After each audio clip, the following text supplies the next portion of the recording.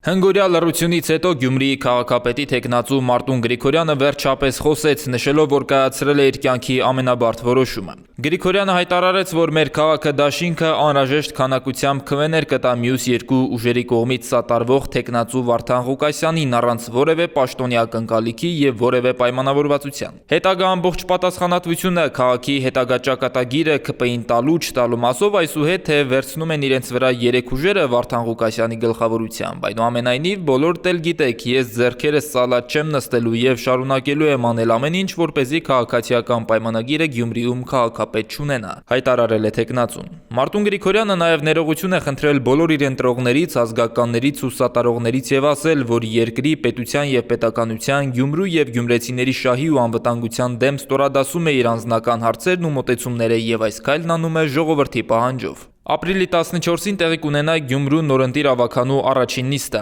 Ավականի անցած ընդդիմադիր մյուս թեկնածուները Ռուբեն Մխիթարյանն ու Կարեն Սիմոնյանը անմիջապես հայտարարել էին, որ աջակցելու են Վարդան Ղուկասյանի ընտրությանը։ Մարտուն Գրիգորյանն անհասկանալի է համարում, թե ինչու այս երկու ընդդիմադիր թեկնածուները միանգամից հայտնեցին Վարդան Ղուկասյանի թեկնածությանը սատարելու մասին եւ իրեն բարդ դրության մեջ դրեցին։ Այսպիսով Վարդան Ղուկասյանը կունենա քաղաքապետ ընտրվելու համար անհրաժեշտ ձայները։